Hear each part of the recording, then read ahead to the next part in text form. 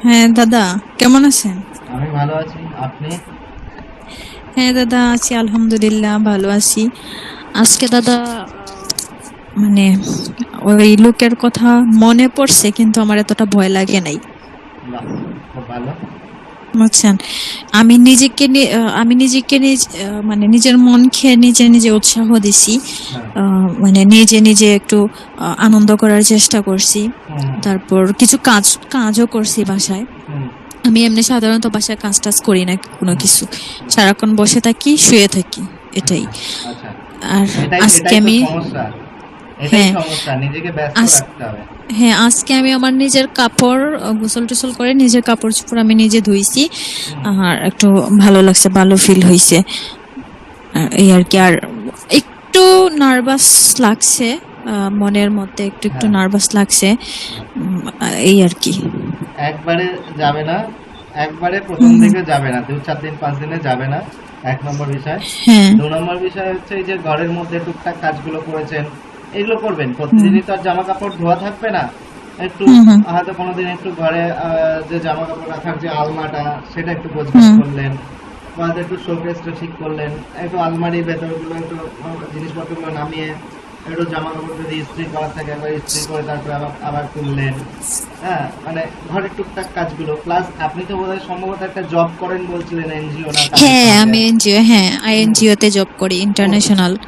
ওখানে তো একটা কাজ আছেই আপনার। হ্যাঁ, প্লাস কিন্তু হ্যাঁ দাদা, আমি তো এতদিন বুঝছেন, আমি নিজের কাজের প্রতি আমার কোনো মনোযোগ ছিল না, বা হ্যাঁ, আমার আমি কোনো কিছু আমার ভালো লাগতো না। অফিসে গেলে আমার খুবই অসহ্য বিরক্ত লাগতো, আমি কখন বাসায় চলে আসব।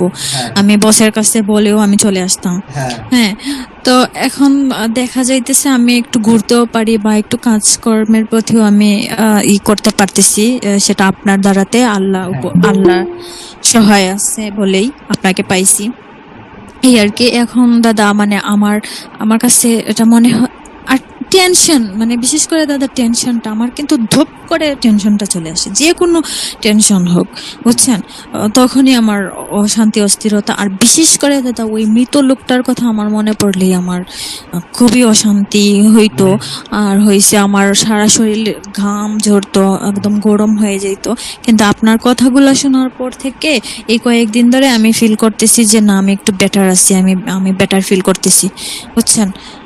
আর এর সঙ্গে আমার কথাগুলো হুম যখন মনে করবেন বা তার হুম সঙ্গে না একটা জিনিস হুম মনে রাখবেন যে ওই যে আমি এর আগের দিনও বলেছিলাম যে যাদের দেখবেন শ্বাস প্রশ্বাসের একটা কষ্টের একটা মানুষ এক ধরনের আছে, আমরা আগেকার দিনের মানুষকে দেখেছি ওদের শ্বাসকষ্ট এক ধরনের হতো, মানে বিশেষ করে যারা ওই ধূমপানের সঙ্গে যারা যুক্ত হুম হুম থাকতো তাদের হুম একটা বয়স অবধি গিয়ে একটু শ্বাসকষ্ট রোগ দেখা দিত। হুম তো তাদের যে এবার সবার যে ধূমপানের জন্য হয় তা নয়, কিছু কিছু ক্ষেত্রে এমনিও হয়। ওই অ্যাজমা যেটা বলি, অ্যাজমা। তো অ্যাজমার জন্য দেখবেন ওই ইনহেলার দিত ডাক্তারবাবুরা, দেখেছেন? হ্যাঁ তো হ্যাঁ হঠাৎ করে হয়তো একটু শ্বাসকষ্ট হলো, ওই ইনহেলারটা নিয়ে নিলো, আবার সে ঠিক হয়ে যায়, তাই না? তো এই হ্যাঁ এই যে আমি যে ওই ব্রিদিং এক্সারসাইজ যেটা দিয়েছি না, হ্যাঁ হ্যাঁ ওটা হচ্ছে সেম ইনহেলার। আপনার যদি হঠাৎ এমার্জেন্সি কোনো রকম সমস্যা হয়, হঠাৎ করে এমার্জেন্সি হ্যাঁ কোনো সমস্যা হচ্ছে, আপনি হ্যাঁ শুধু মাথাটাকে একটু ঠান্ডা করে, মানে অস্থির হবেন না। এই আমি কি হুম করব, আমি হসপিটাল যাবো নাকি, ডাক্তার ডাকবো নাকি, বন্ধু বান্ধবকে ফোন করবো নাকি, হুম হুম হুম। এইসব ভাববেন না এটা আমার কিছু। ছিল। এটাই আমার ছিল দাদা, বুঝছেন। একদম। আমার যখনই মানে আমার ভিতর ফেটে আগুন বের হয়ে যেত, মনে হইতো একদম ঠান্ডা ঠান্ডা, মানে কেমন যেন লাগতো, বুঝছেন। তখনই আমি সাথে সাথে আমার আম্মুরে বলতাম আমার হসপিটাল নিয়ে যাও, আমি হ্যাঁ, এখনই বাঁচবো না, হসপিটাল নিয়ে হ্যাঁ, যাও। কিন্তু হসপিটাল নিয়ে গেলে আমার ডাক্তাররা বলতো, যে হাসতো, যে না ওর তো কোনো কিছুই হয় নাই, হ্যাঁ, কিছু হয় নাই, এমনিতেই মানে হ্যাঁ, এমনি ভয় পাইছে বা এটা ওটা এরকম।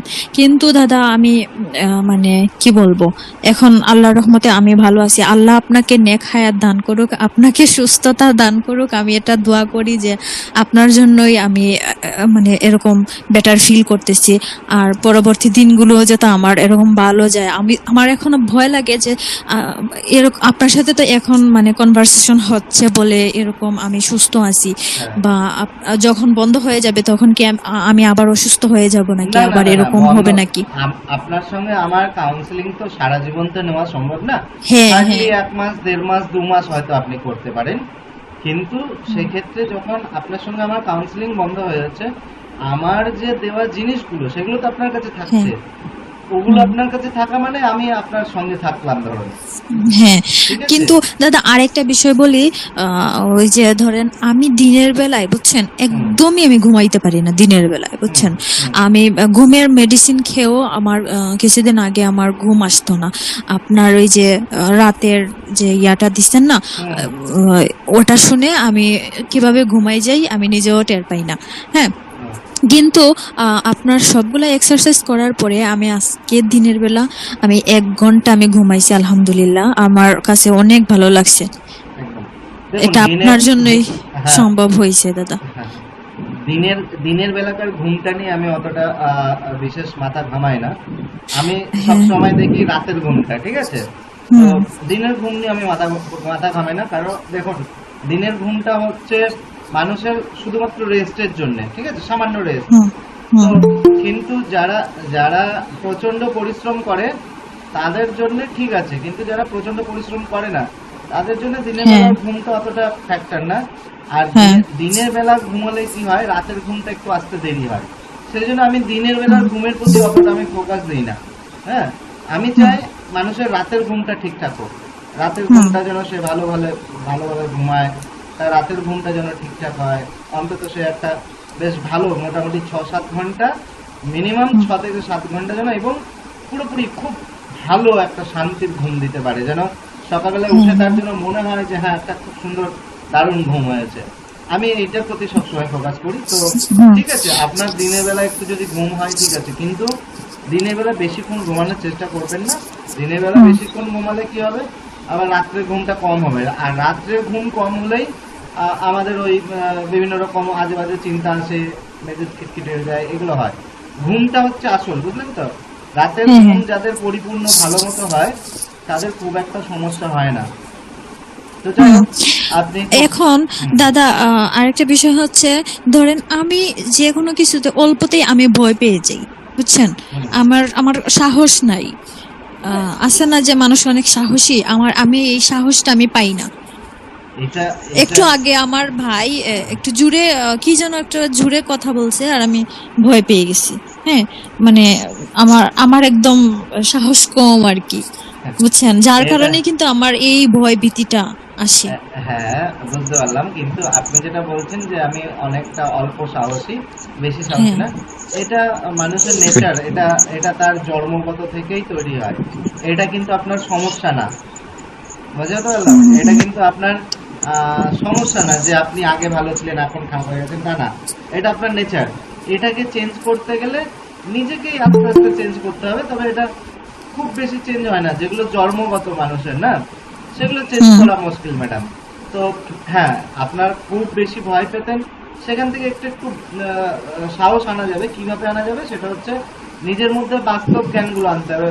জোরে কেউ কথা বলছে চমকে যায় অনেকে রাত্রেবেলায় বেরোতে ভয় পায়, এটা তার ছোট থেকেই আছে সবার, কিন্তু এটাকে চেঞ্জ করা যায় না। এটা কোনো রোগের মধ্যে পড়ে না, এটা কোনো সমস্যার মধ্যে পড়ে না, এবং এটাকে নিয়ে ভয় পাওয়া বা আপনার চিন্তা করার কোনো কারণ নেই যে আমি কেন সাহসী নই বা আমায় কেন এত রাতে ভয় পেয়ে যায়। এটা নিয়ে দুশ্চিন্তা করবেন না, কারণ এটা আপনার নেচার কখনো বদলানো যায় না। দেখুন, আমি আজকে কয়লা যতই দামি হোক, কয়লা থেকে হিরে যতই উৎপন্ন হোক, কিন্তু কয়লাই থাকে, কালোই হয়। দেখে আপনি যতই দাম দিন সে কিন্তু কোনোদিন ফর্সা হবে না, হবে কি?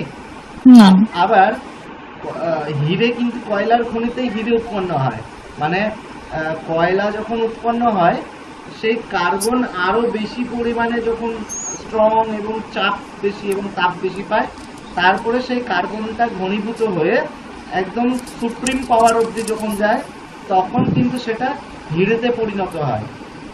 ঠিক আছে, তাহলে কয়লা খনিতেই হিরে উৎপন্ন হয়, তাহলে সে হিরে কিন্তু কখনো কালো হয়ে যায় না, কারণ তার নেচারটাই হচ্ছে সে উজ্জ্বল, তাই না?